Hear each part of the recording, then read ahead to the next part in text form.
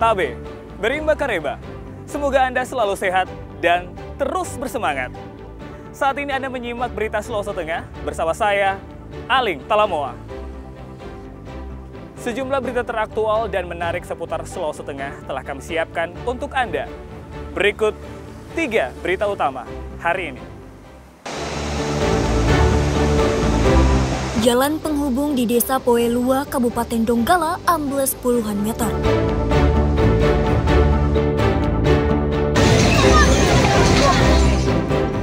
Sejumlah desa di Kecamatan Banawa, Kabupaten Donggala terendam banjir.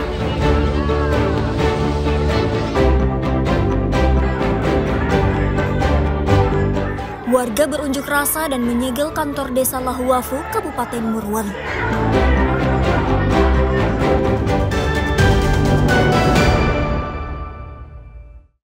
Untuk membuka sementara akses jalan menuju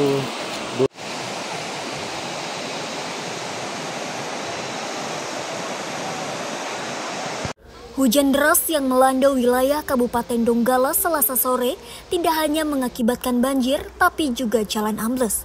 Jalan penghubung antar desa di Desa Poelua, Kecamatan Banawa Tengah, Kabupaten Donggala, terputus akibat tergerus banjir. Akses jalan di Dusun 4, Desa Poelua, Kecamatan Banawa Tengah, kini lumpuh total.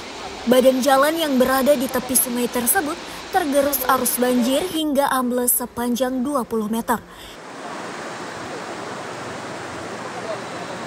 Puluhan kendaraan pun tidak bisa melintas dan tertahan di lokasi tersebut. Mereka terpaksa berbalik arah dan mencari jalur alternatif. Pengaruh dari curah hujan yang agak tinggi, cuman dia untungnya tidak lama. Cuman ada mungkin kurang lebih setengah jam. Tapi kemungkinan dari atas mungkin curah hujannya memang agak duluan. Jadi sampai mengakibatkan jalan kami di sini sudah seperti ini. Kami jalan sementara ini untuk buat jalan baru untuk bisa dilewati, karena sekarang ini kami di sini kalau untuk bahan baku masuk di dusun kami ini agak sulit karena tergantung dari jalan ini.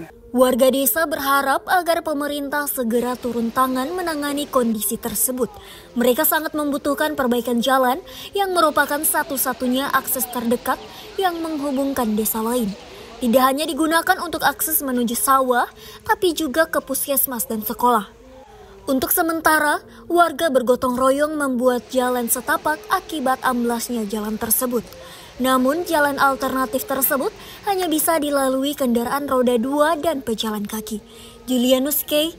melaporkan dari Donggala.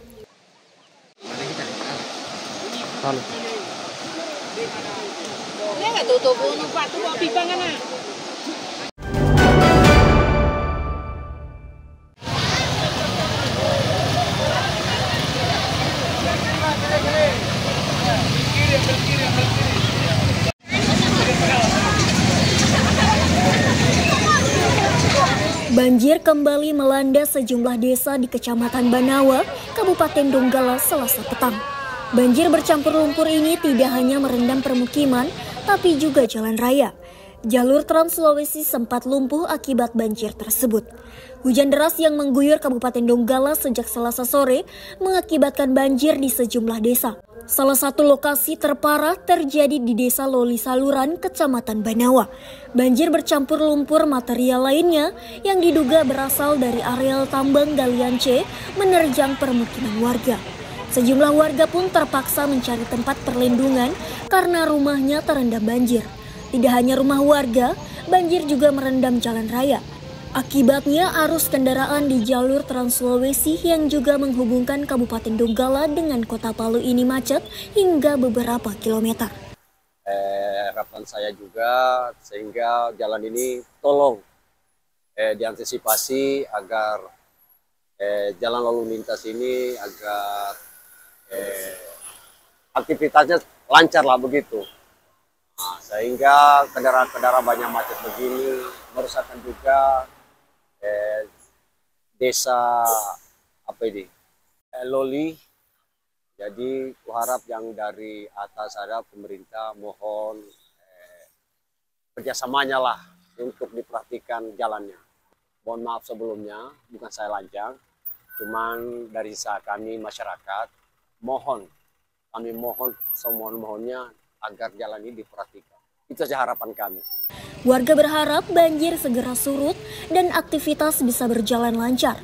Mereka berharap pemerintah daerah segera menyikapi pemicu banjir yang sudah terjadi kesekian kalinya.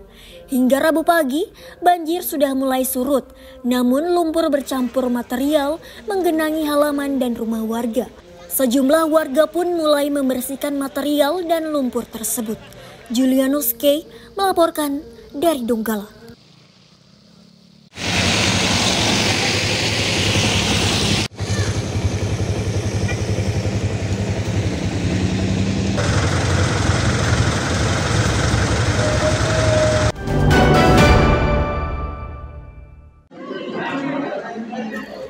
Penyakit jantung menjadi salah satu dari 3 pembunuh nomor 1 di Indonesia.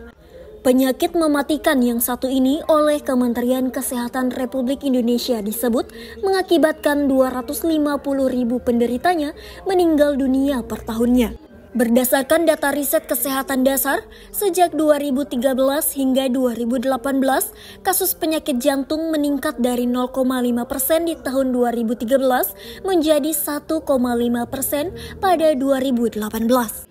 Bahkan pada 2022, penyakit jantung menjadi kasus katastrofik tertinggi dengan 15,5 juta kasus. Sementara itu di Sulawesi Tengah sendiri, di tahun 2023 sebanyak 386 pasien terkena penyakit jantung dengan 243 pengidap jantung koroner dan 143 lainnya gagal jantung.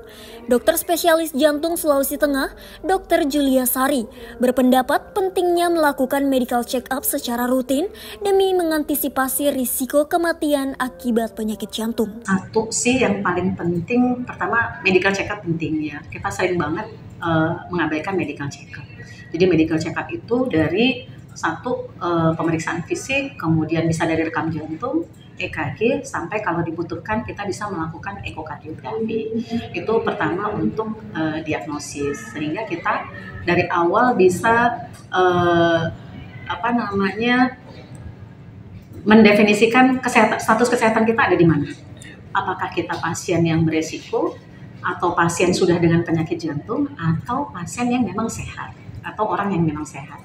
Terus yang kedua, cara menjaga kesehatan yang pasti faktor resiko jantung itu macam-macam.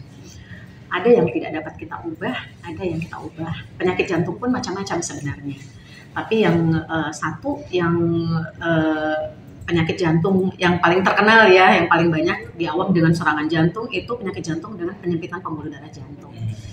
Menurutnya, melalui medical check-up yang dilakukan secara rutin, kita bisa mengetahui status kesehatan, utamanya kesehatan jantung. Setelah mengetahui status kesehatan jantung, kita bisa melakukan langkah-langkah yang tepat untuk melakukan pengobatan. Dr. Julia juga menyebutkan penyakit jantung bisa disebabkan 2 faktor, baik faktor yang tak dapat diubah maupun yang bisa diubah. Faktor yang tidak dapat diubah diantaranya genetik, jenis kelamin, dan usia. Sementara faktor yang bisa diubah seperti gaya hidup sehat. Pasien dengan kebiasaan merokok, penderita obesitas, hipertensi, hingga budaya malas gerak rentan terserang penyakit jantung. Penyakit jantung menjadi penyakit dengan risiko kematian tertinggi disebabkan beberapa alasan, seperti kebiasaan meremehkan gejala-gejala penyakit jantung serta tidak melakukan pemeriksaan. Fasilitas kesehatan yang sulit diakses, serta faktor risiko yang belum terkontrol dengan baik juga menjadi salah satu faktornya. Syahrul Cahya melaporkan dari Palu.